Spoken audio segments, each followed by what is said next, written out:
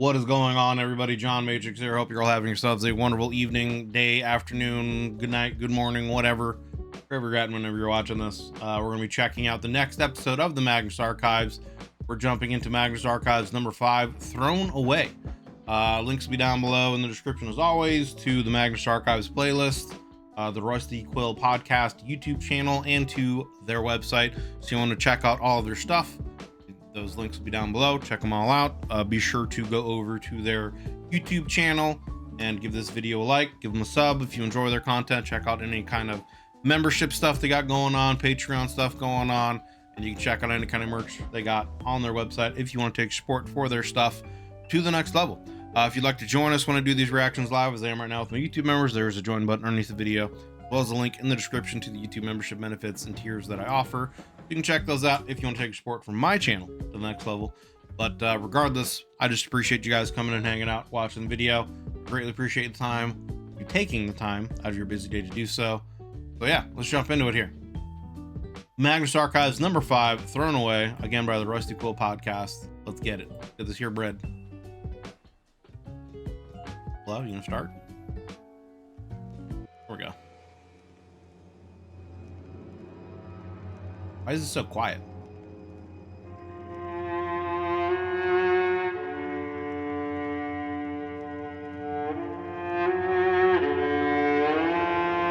Rusty Or Quill else. presents the Magnus Archives. It was quiet, now it's getting louder. So there we go.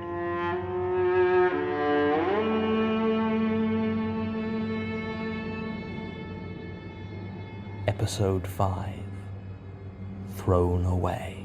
Thrown away.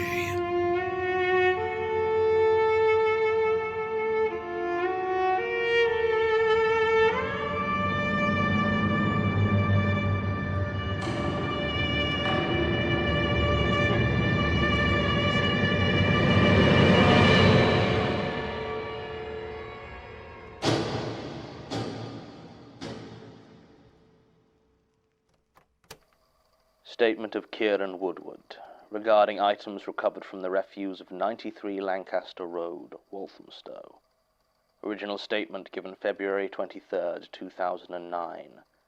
Audio recording by Jonathan Sims, Head Archivist of the Magnus Institute, London. Institute. Statement begins. I work as a bin man for Waltham Forest Council. It's not a bad job really, as long as you can handle the smell in the early mornings. Not to See, that to me is the problem, right? Like, I would have, if there was some kind of way that I could, like, literally, other than, like, you know, just putting a clip on my nose or whatever, but if there was something like some kind of nasal spray or something that I could take that could, like, literally block the smell, I'd have no problem being a garbage man. Like, honestly, they make really good pay and have benefits, at least, you know, depending on the city and whatnot you live in. But, like, dealing with the smell as a garbage man, I don't know, I have a sensitive nose, man. Like, smells hit me hard sometimes and it just makes me gag. I couldn't do it. mention that when winter really gets Props going, if you're a it can be garbage pretty man, brother. unpleasant. I've had to chip ice off more than a few bins in my time. Just to get Riffing on them the open. accent. I see, I'm not even like trying to riff the accents. Like, honestly, I just hear it and that's just what my brain does, you know? I don't know. Still, the pay's pretty decent. At least it is once you throw in the overtime and the bonuses. And once you've done the rounds, you're usually off for the day. So you're working fewer hours than your average office monkey. It's just that those hours tend to be a lot less pleasant than anything you're likely to find staring at some accounting spreadsheet. But I didn't come here to talk about the benefits and problems of working in waste collection. At least, I guess I came to talk about one very specific problem that I encountered last year, when doing the rubbish collection for 93 Lancaster Road. Now, you encounter weird things in this job all the time. People have an odd mental block, this idea that as soon as they put something in the bin, it's gone.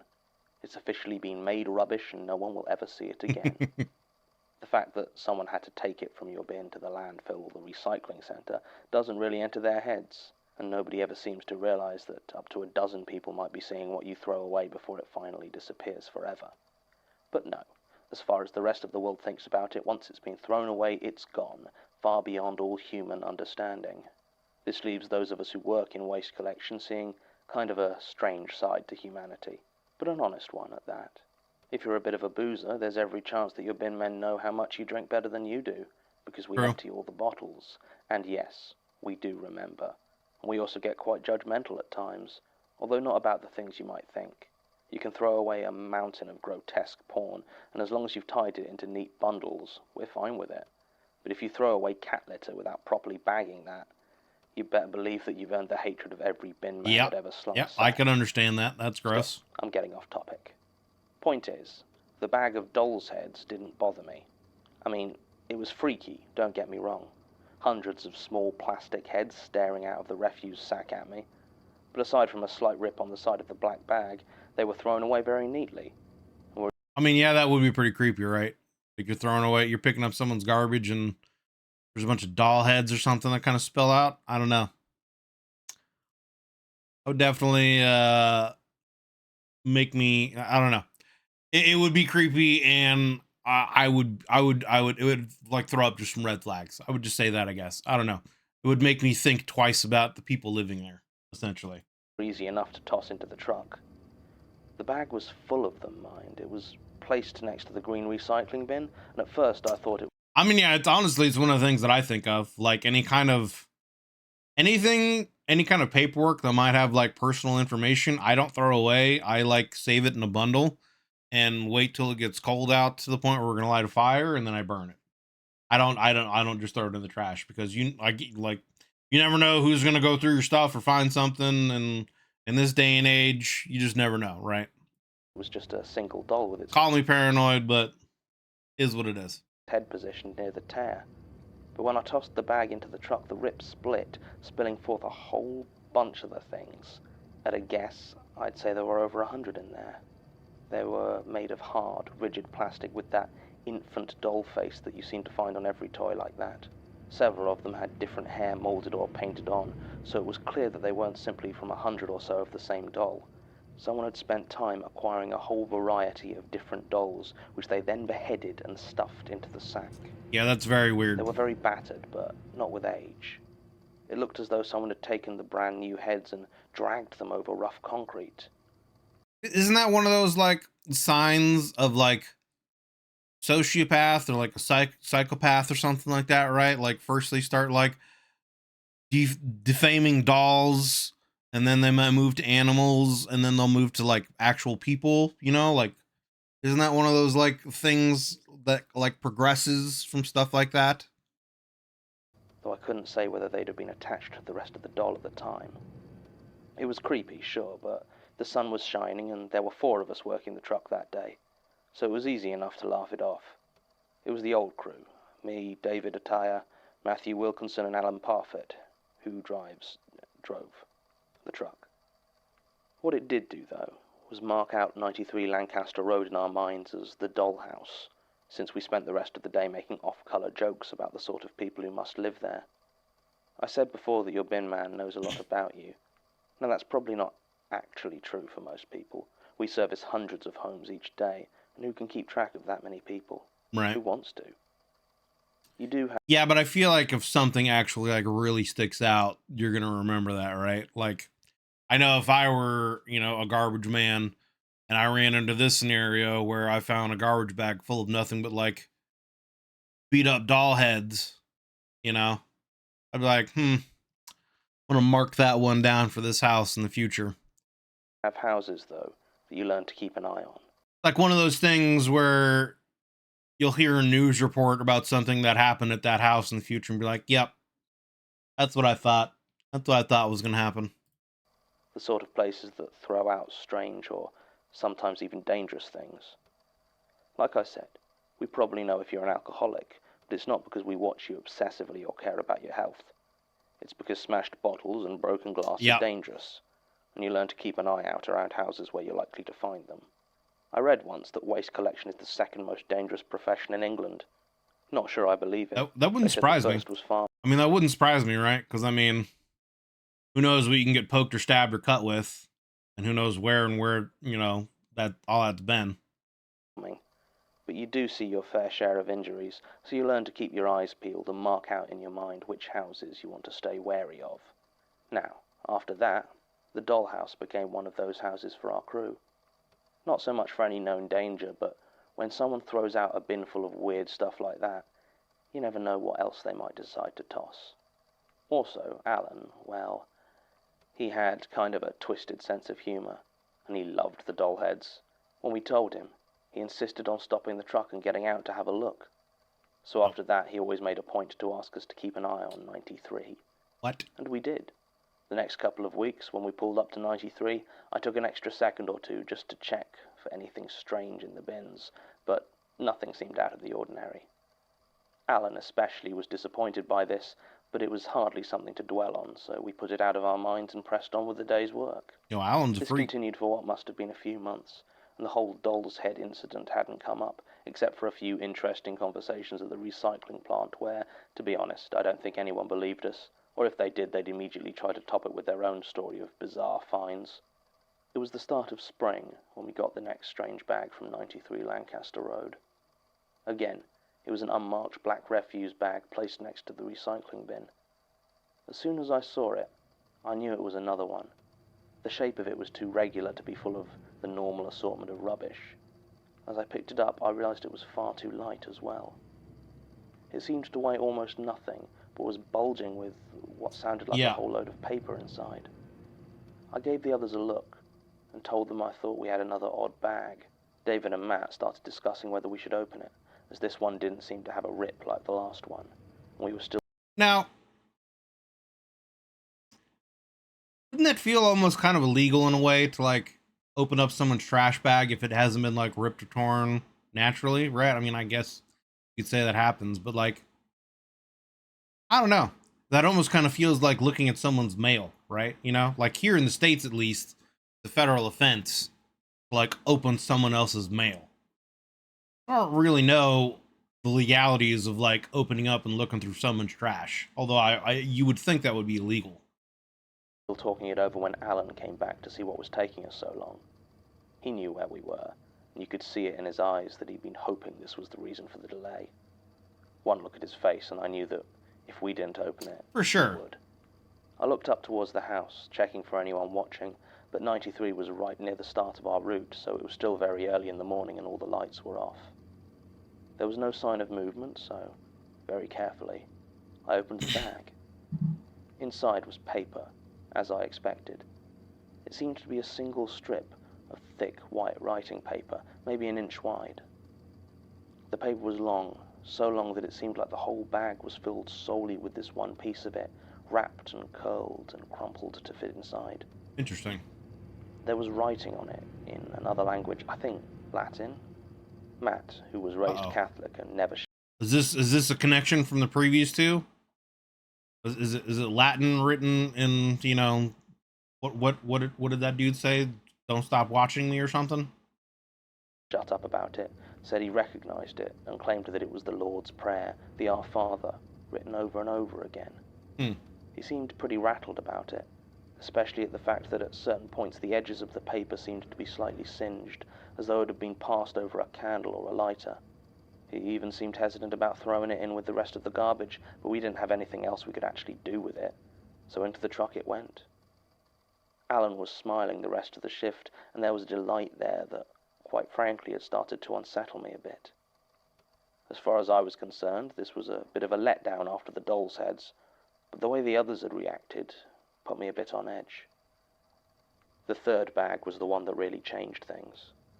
It was a fortnight after the one with the prayer paper in it. As we Guy plays Fortnite, man, you know? What am I gonna say? approached 93, I noticed there was another bag sitting next to the bin. The others clearly noticed as well, as everyone went very quiet. The first two had been the only times there had been rubbish bags at the house that weren't in the actual bin itself, so there was little doubt in my mind that this was going to be more creepy trash. Alan turned the engine off as we pulled level with the house and got out. Whatever was in this one, he was going to see it. The bag bulged, just like the others, but had a bumpy sort of look to its surface. Yikes. We all stared at it for several seconds before I realized that the others were waiting for me to pick it up. I'd picked up the others, and apparently this was how it was done now. It almost felt like a ritual. I walked over and lifted it off the ground. It was heavier than the last one, and as it moved it made a sound like shifting sand or gravel, or maybe more of a rattle. I started to carry it towards my colleagues to open it, when I accidentally caught the bottom of it on the low brick wall at the end of the small front garden. Already filled almost to bursting, the bag tore open easily. From the newly ripped hole poured teeth. What? Hundreds, thousands of teeth. They came streaming down in a waterfall of white, cream, and yellow, bound. I feel like that's something you got to report to the authorities at that point, right? Like if you're a garbage man and you pick up a trash bag and you're going to throw it in, you know, your garbage truck, the compactor, whatever, and it tears open and hundreds of teeth start pouring out, dude, like that's a problem. Yeah. Yeah. Like what excuse do you have other than like, I'm the tooth fairy. I've been collecting teeth for thousands of years and I just throw them away. That ain't gonna fly. You know what I'm saying? Like, As they hit the pavement and gradually forming a pile of astounding size. When the bag was finally empty, we just stood there in silence, staring at the mountain of teeth that now lay on the ground before us. yeah. They looked like human teeth to me, but I wasn't exactly an expert, and I sure as hell didn't For want real. to check closer. Finally. I mean, yeah, right. Like, obviously, they could be some kind of fake teeth, and this could be some kind of like, yeah, dentist student working on some things or whatever. Like, that could what it could turn out to be. But still, you would have to like call the authorities and have them come and investigate this and be like, hey, man, this bag tore open and all these teeth fell out. I don't know what else to tell you. You need to go look at this dude. David broke the silence by vomiting loudly into a nearby drain, and I Yummy. backed away from the grisly mound. Even Alan looked shaken by this. I suppose some things are disconcerting, however grim your interest. I mean, yeah, I don't know who wouldn't be a little We disturbed phoned from the that, police. right? That's something else that people always forget about garbage men. We're perfectly capable of calling the police if we see obviously illegal stuff being thrown away. Usually we don't bother if it's just something small, but this... For this, we phoned the police. They came in surprisingly good time, and I reckon they were even more freaked out than we were. One of them took our statements while the other went up to the house itself to check on the occupants and see if they knew anything about the teeth. As the officer knocked on the door, we all strained to get a better look at what greeted her. There was no way after all this we were going to pass up a chance to actually get a look at the residents of 93 Lancaster Road. Yep. Eventually the door opened, and an old woman stood there, blinking in the early morning sunlight and clearly slightly alarmed to see the police. Needless to say, the old lady and her husband had no idea about any of the weird bags that had been appearing in their rubbish, and seemed properly upset when they were given the details. The police spent a good 10 minutes doing their best to collect up all the teeth, and we were sent on our way. I have no idea what, if anything, the investigation turned up. Certainly I was never contacted by them again, and if any of the rest were, they didn't mention it. I mean, yeah, it is very possible that someone else is leaving a garbage bag there, right? Some crazy person could be. But, I mean, it would be strange for someone to repeatedly be leaving a bag at the same place, right? And you would think that if it's happening in an area, it would probably be in these guys' route.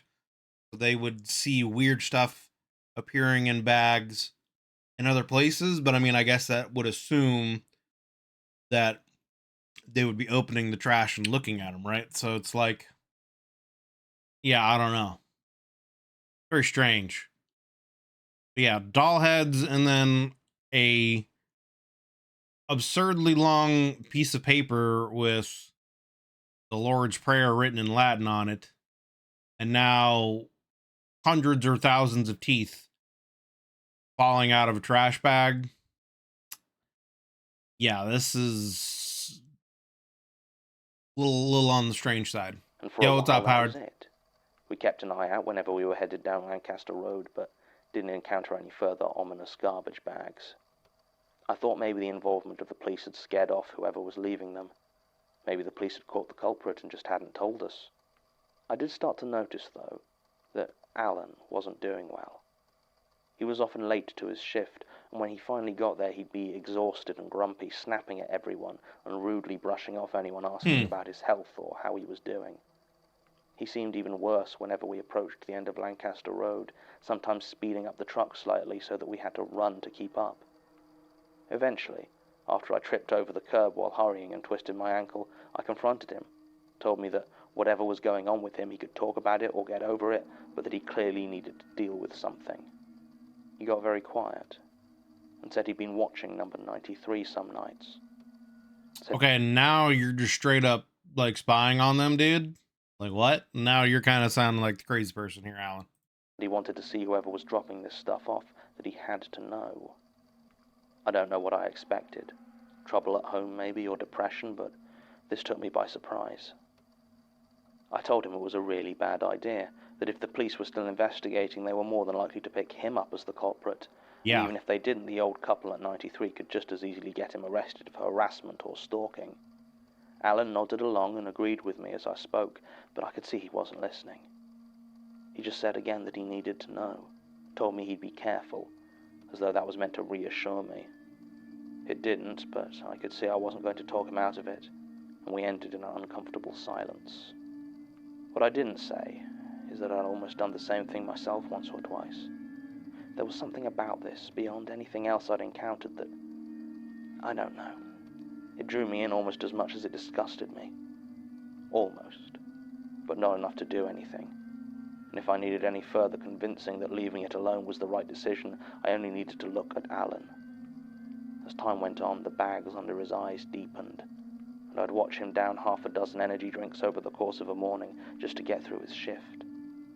I could have said something to our manager, but even then Alan was still my friend, and I didn't want to be the one to get him in any sort of trouble. Eventually, though, it came to a head anyway. Alan fell asleep at the wheel of the truck and drove it into a parked car. Yikes. No one was hurt and the truck was going too slowly to do any real damage, but at that point it was enough to get him fired. We were sad to see him go, but to be honest, by the end of it he'd become quite unpleasant to be around, and no one shed any real tears over it. We got a new member of our crew, a kid named Guy Wardman, and life continued in relative peace. For a while, anyway. Then, on the 8th of August last year, at 9 minutes past 2 in the morning, I was woken up by a text message from Alan. It said, "Found him." I texted him back immediately. What had he found? Was it whoever was leaving the bags? Had he brought another one? No response. I texted Alan again to ask if he was okay. I sent that text a lot of times, but never heard back. I tried phoning him, but nobody answered. As the minutes stretched to hours, the worry that had been growing in my gut settled into a grim certainty, and I knew that Alan was gone. I also knew that I had to go to 93 Lancaster Road and see for myself. I got my coat and headed out into the night. I walked slowly, with a kind of reluctance, so the sky was starting to get light by the time I arrived. I knew what I'd find when I got there, and I was right. There was no sign of Alan, or of whoever he might have seen. There was, however, a new rubbish bag sitting there in its usual place. It was full, and this time the top of it had been tied off with a dark green ribbon, arranged in a bow like an old-fashioned Christmas present. It bulged in much the same way as the last one. Bro, the way he said it bulged, like, I don't know, just how he's saying this description is already kind of like disgusting. Like just thinking about this trash bag with a chopped up body in it or something like that. I picked up the bag, which turned out to be quite light, and I took off the bow. Opening it, I saw shifting white, and for a second I was sure it was more teeth. Looking closer, though, I saw the truth. Packing peanuts.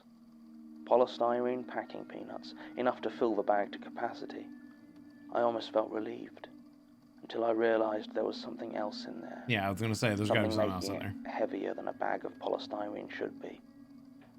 I closed my eyes and reached in, expecting to find something horrible inside. My hand closed instead around cold metal. I drew out a fist-sized lump of I think it must have been copper or bronze. It had been roughly carved into the shape of a heart, but like a real heart, not like a Valentine's one. It was cold to the touch, like it had just come out of a freezer, and it almost stuck to my skin. Engraved on the side was the name Alan Parfit. Yikes. The letters carved in with machine-like precision. That was the last sign of Alan I ever found. And as far as I'm aware, he's never been seen since. I gave the lump of So what, like,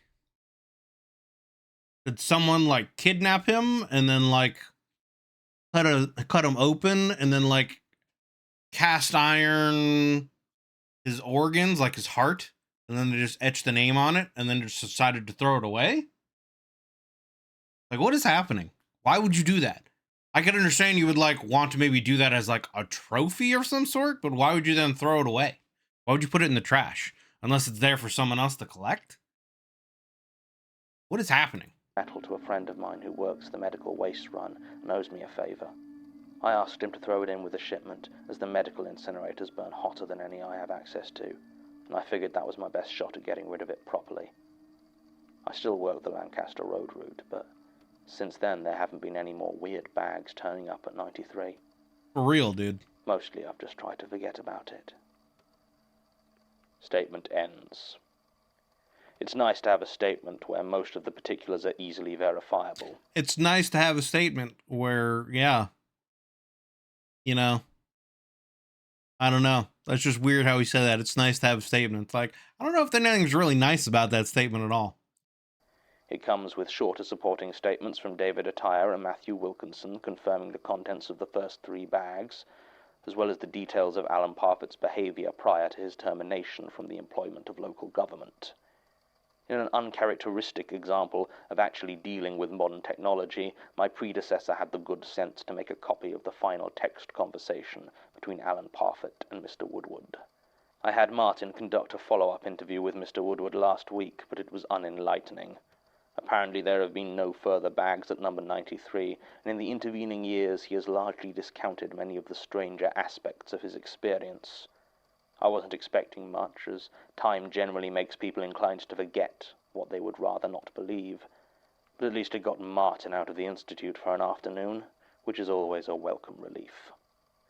Sasha had more luck following up with the old police reports. Alan Parfit was reported as a missing person by his brother Michael on the 20th of August 2009, and his location remains unknown. The bag of teeth is also corroborated by the police reports of police constables Suresh and Altman, though they can provide no further details as they never made an arrest or even located any suspects. That's weird. The medical report on the teeth themselves does give one puzzling detail. The teeth were confirmed to be human, but more than that, as far as the examiner was able to determine, they were all in different stages of decay and didn't match any available dental records, but all 2,780 of them. 2,780 teeth. The exact same tooth. What? End recording. They were the exact same tooth. Okay. Well, that's the end of that episode. That's the Magnus Archives number 5, Throwaway. Links will be down below in the description as always to the Magnus Archives podcast. I got the full playlist down there, as well as to the Rusty Quill Podcast YouTube channel and to their website. So you can go over there and check out their stuff. If you enjoyed this episode, be sure to go give it a like. Be sure to hit that sub button on their YouTube channel, and you can check out any kind of Patreon stuff they got going on, any kind of merch, sponsorships, etc. on their website. If you want to take support for their channel to the next level. Very interesting episode. This is another one that kind of is left a little open here. So you have a garbage man, they're doing their rounds, and they start finding weird stuff in the trash at this one place. Doll heads, you know, that have been beaten up and somewhat mangled, I guess. Yeah, exactly. Yeah, the supernatural element of it. The only supernatural element of it is, like I said, is the over 2,000 teeth were the same exact one, even though they were at different levels of decay. So what does that mean? Is there like a giant baby in there? And like they keep taking out, you know, the baby teeth keep falling out kind of a situation, you know? Because I mean, there's doll heads there, right? And the dolls keep getting mangled and thrown away. I don't know what the paper has to do that ties in with that, but then the teeth could be a situation where, yeah, if they've got some kind of perpetual baby in there and the baby teeth keep falling out, or a baby tooth keeps falling out, that would, I guess, make sense on that level, because it's the same tooth from the same person, though there's no dental records.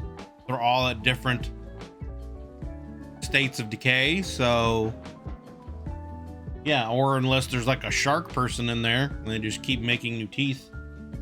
But for the context of the rest of the show, I have a few theories, but to be honest, even though I'm a bit confused with this one, I mean, yeah. The weird thing though is, you know, like Alan disappearing. I mean, like it seems like he had gotten captured for some reason, some way, and his heart was like taken and they made like a cast iron sculpture or whatever from it, and then they wrote his name on it and then they threw it away. Like, why? And the only two people they know that were living there are an elderly couple. I don't know. It's very strange. Very strange. Again, it could be someone else that's leaving stuff there, but why? You know, this one definitely has a lot of questions left open for it.